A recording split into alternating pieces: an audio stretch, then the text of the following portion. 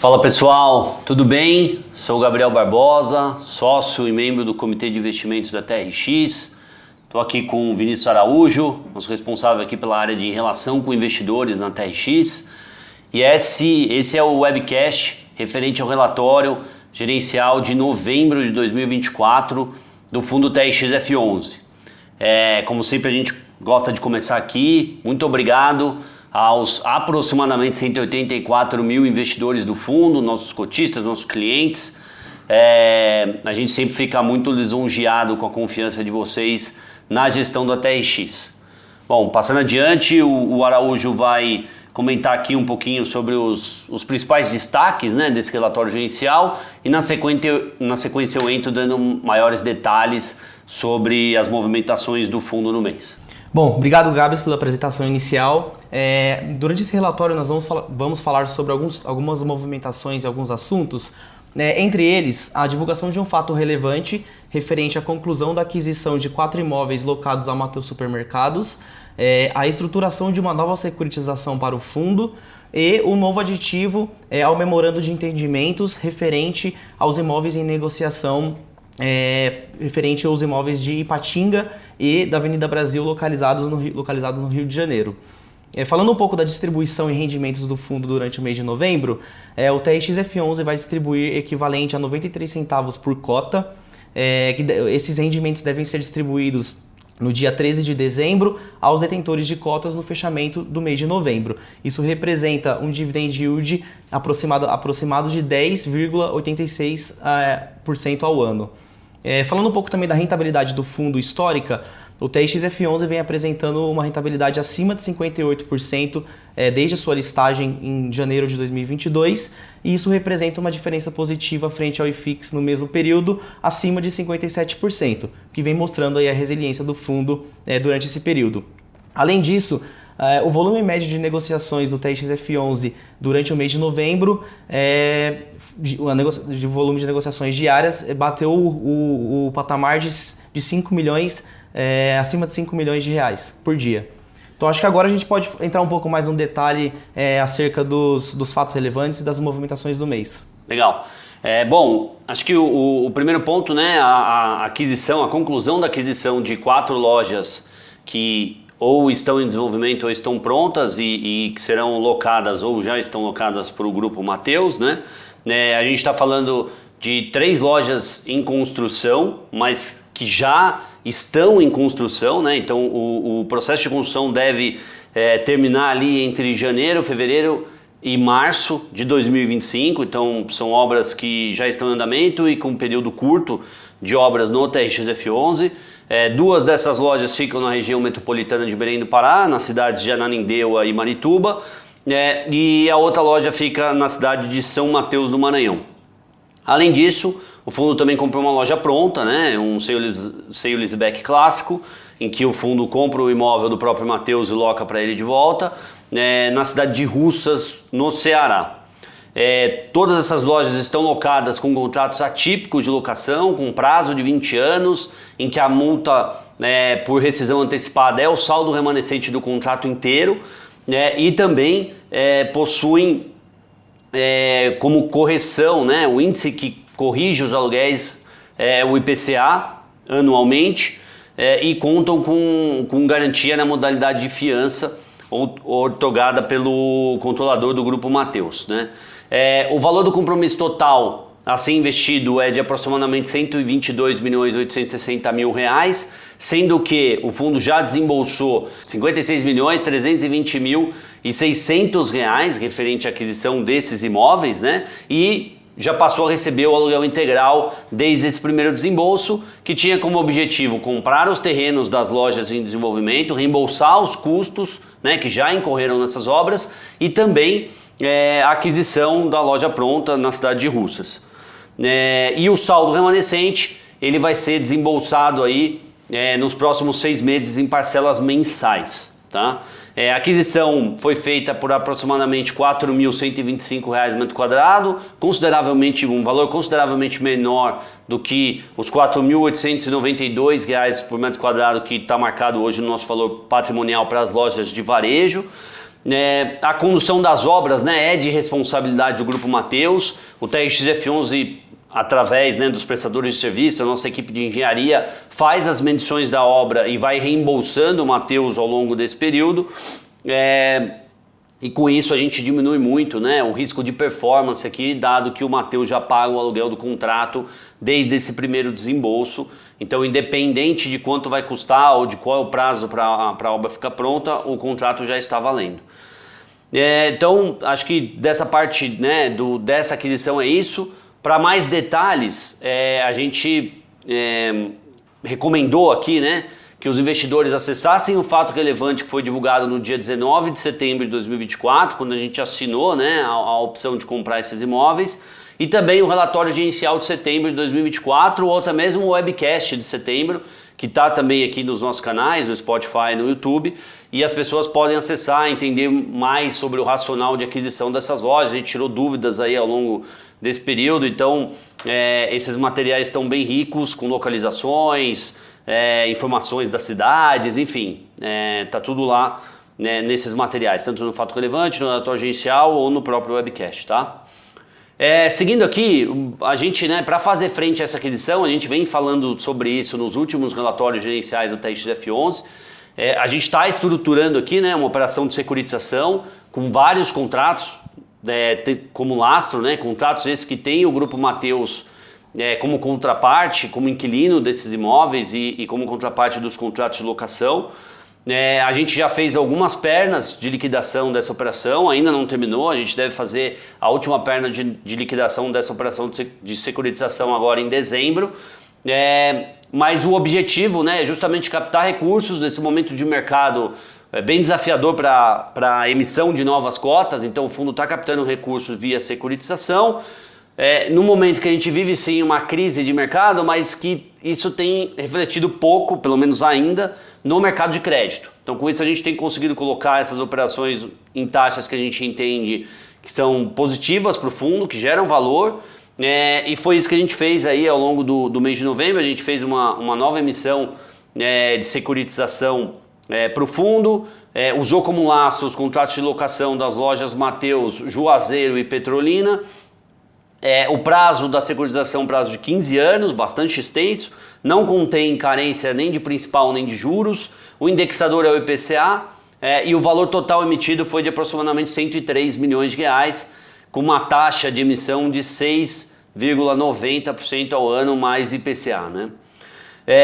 A gente coloca, né, o link na página 9 do relatório gerencial, a gente coloca o link para quem quiser ter mais informações sobre essa emissão desse CRI. É só clicar nesse link e pegar as informações lá. Bom, aí já passando para o próximo assunto, a gente assinou, né, um novo aditivo contratual, na verdade é um memorando de entendimentos com um comprador das lojas do Açaí localizadas na cidade de Patinga e na Avenida Brasil, na cidade do Rio de Janeiro. Esse aditivo tem por finalidade estender o prazo previsto de conclusão, né, dessa operação. A gente aqui não está dando no relatório nenhuma expectativa de prazo, porque, como a gente escreveu, a gente depende de órgãos públicos do município do Rio de Janeiro, e a gente tem sentido bastante dificuldade, né, dos nossos prestadores de serviços, dos nossos advogados, enfim, de conseguir nos trazer essa previsão. A gente já trouxe aqui algumas previsões que não se concretizaram. Então dessa vez a gente não está trazendo nenhuma previsão de conclusão dessa venda no relatório gerencial, mas, né, o que a gente destacou é que com a assinatura desse memorando a gente entende que o comprador permanece interessado na conclusão da transação o mais rápido possível, vem nos cobrando também essa questão. E além disso, o preço de venda desses imóveis ele está sendo corrigido pelo IPCA, né? Então o fundo também vai pegar essa apreciação. Então aquele lucro estimado que a gente colocou em relatórios anteriores em relação a essa venda, ele tende a ser maior, dado que a gente vem capturando a inflação no preço de venda dessas lojas ao longo desses meses, tá?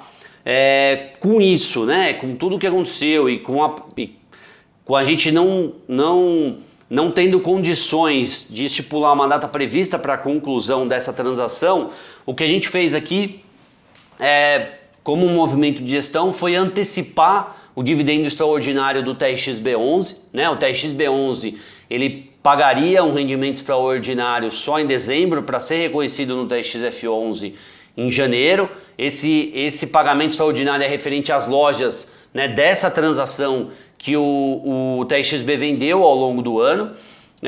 E aí com isso a gente garantiu que o TRXF11 vai distribuir em dezembro, com pagamento em janeiro, no mínimo R$ 2,40 por cotas, né? Caso a gente conclua a venda, a gente vai de novo buscar os R$ 3,50, mas a gente começou esse guidance, né, distribuição de dezembro, alguns meses atrás, falando que o piso era R$ 1,50, depois a gente aumentou para R$ 1,80 e agora esse piso é de R$ 2,40, então o guidance de distribuição de dezembro do TRXF11 está entre R$ 2,40 e R$ 3,50, a depender ainda da conclusão da venda dessas lojas, tá?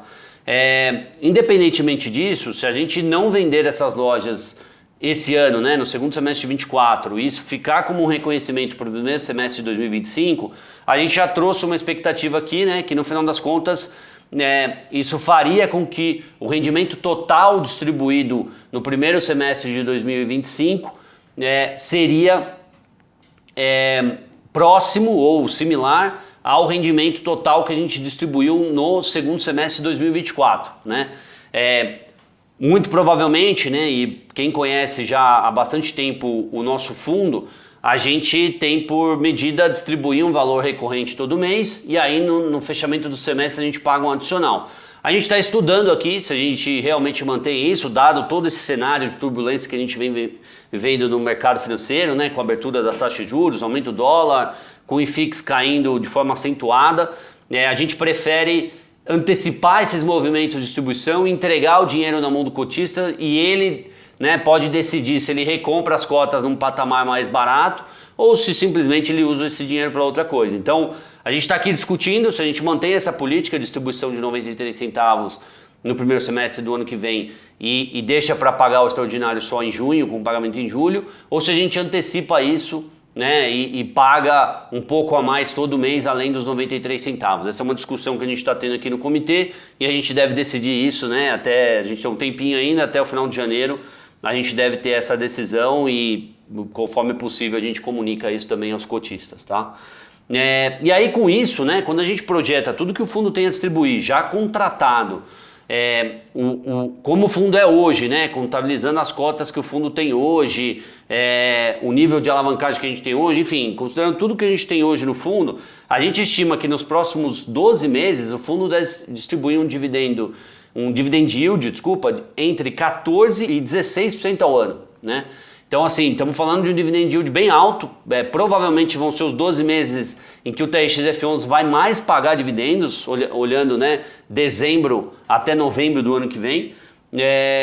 Então a gente, enfim, considera que o fundo está num excelente momento, embora esteja aí, né, incorporado num cenário mais desafiador, que é o cenário de mercado ou o cenário macroeconômico que foge do nosso controle, né? Bom, falando da estrutura de capital, o fundo, né, cresceu em ativo, porque a gente comprou as lojas do Mateus, também cresceu o saldo devedor das securitizações, né, se aproximando de novo aí da marca de R$ 1 bilhão, com um prazo médio bastante extenso, maior do que 13 anos, então não é que a gente tem essa necessidade de pagar esse 1 bilhão no curto prazo, né, são pagamentos que vão ser feitos aí ao longo do ano e a gente coloca essa curva no relatório gerencial, né, para o cotista entender como isso funciona. E a gente tem uma relação de securitização barra o total do ativo de aproximadamente 31,5%.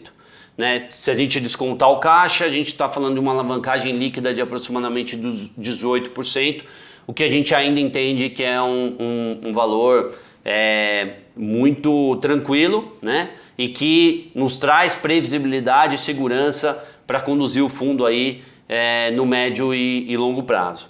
O custo médio das securitizações hoje está em torno de IPCA mais 6,20.